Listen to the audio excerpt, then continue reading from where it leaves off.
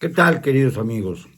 Las evidencias de que el señor López Obrador tuvo contactos frecuentes, no esporádicos, frecuentes con Ismael El Mayo Zambada, según las revelaciones de la gran periodista Anabel Hernández, hay que contener la furia que nos causa el problema y exigir que se aplique la justicia en México, porque sería una verdadera vergüenza que en el Tribunal de la Haya, por ejemplo, se dirimiera tal cosa y que la DEA norteamericana o la NSA o la CIA pongan en predicamento al gobierno de México al extraer, como ha sucedido en otros países, a personajes ligados con el terrorismo narcotráfico.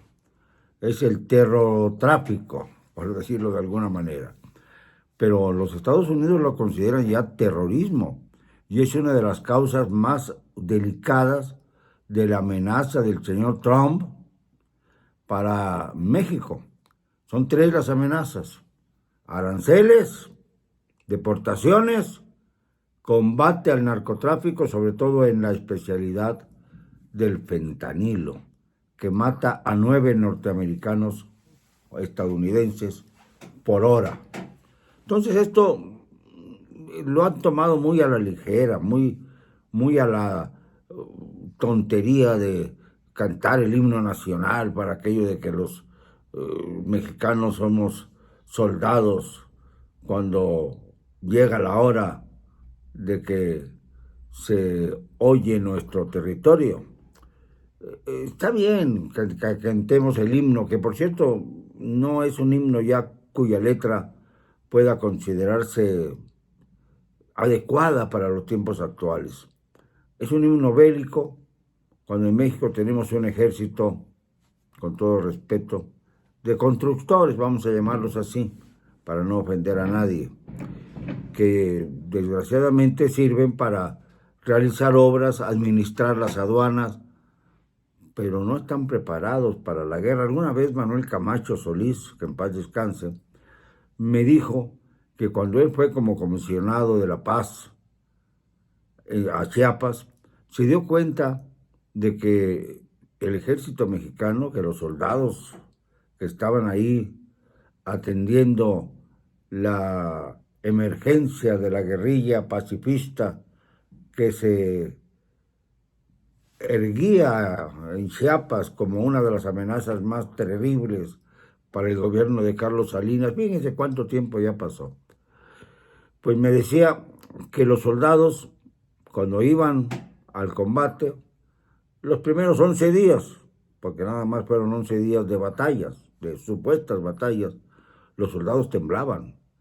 No sabían cómo acomodarse a una situación en la que podían perder la vida.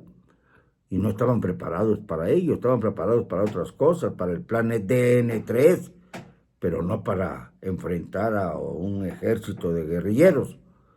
Finalmente, pues, se declaró el cese al fuego, no por consideración de Salinas hacia la guerrilla, sino por petición de las Fuerzas Armadas del mando, del alto mando militar, para que no hubiera más bajas en el ejército.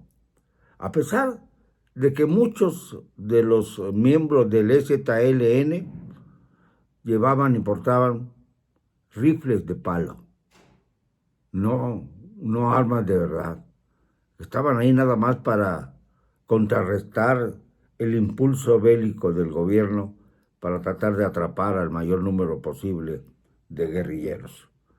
Ya sabemos cómo culminaron las cosas, con un marasmo que se ha extendido por más ya de una década. Vamos a cumplir en enero 11 años desde el estallido chiapaneco.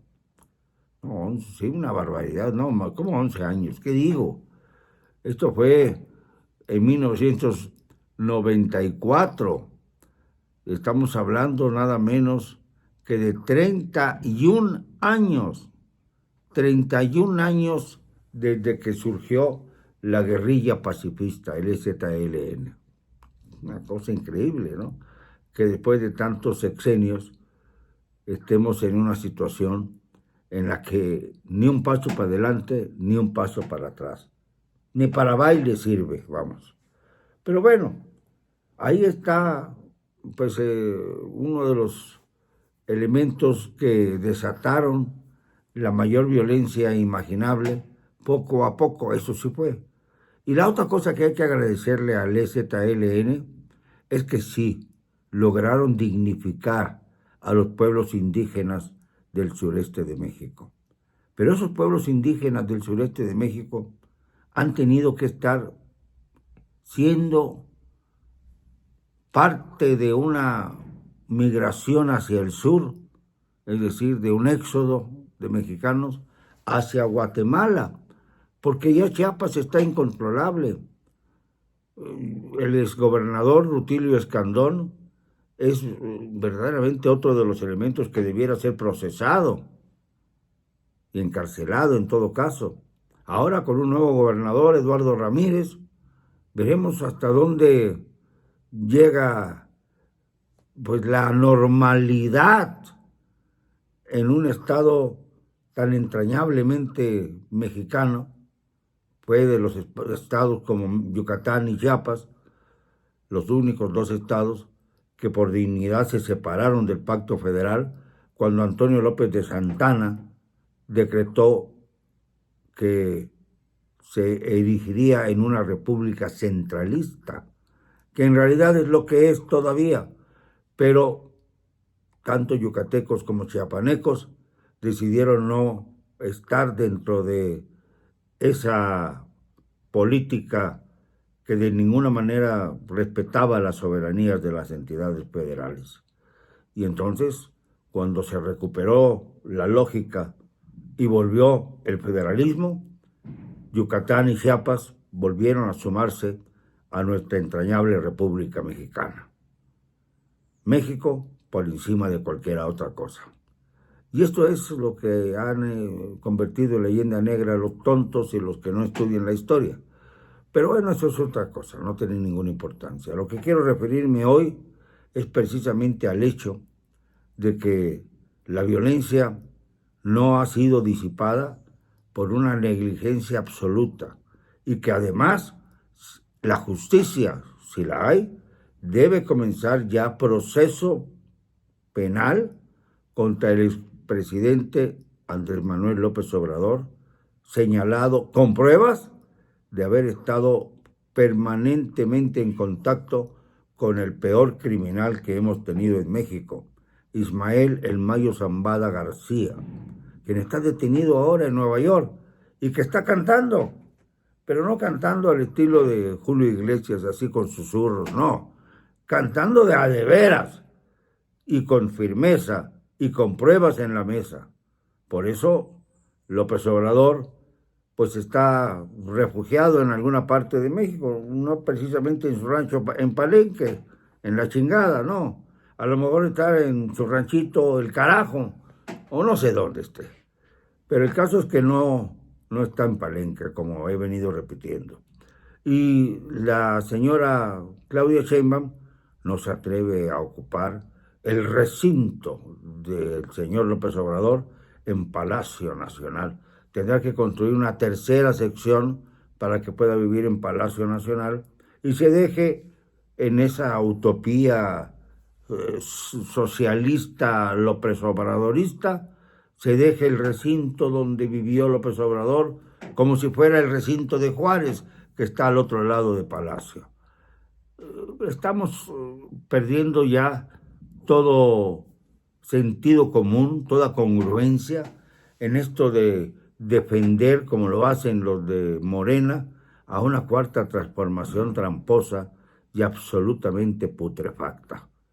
Ya es hora de que se desprendan los de Morena de ese bulo, vamos a llamarlo así, de reverenciar a López Obrador todos los días, como lo hace la señora Claudia Sheinbaum, que todos los días menciona a su predecesor con un afán de bajar la cabeza, hablando de que este es el sexenio de las mujeres, pero sometiéndose a la agenda de Andrés Manuel. Y entonces ahí es donde saltan todos los tiros, sobre todo porque bien se sabe que no podrá superar la prueba internacional que condena a la Cuarta Transformación, alabando y mencionando a su predecesor que ya está condenado por la historia. Esta es la realidad. No me van a callar, y lo digo con cero cobardía.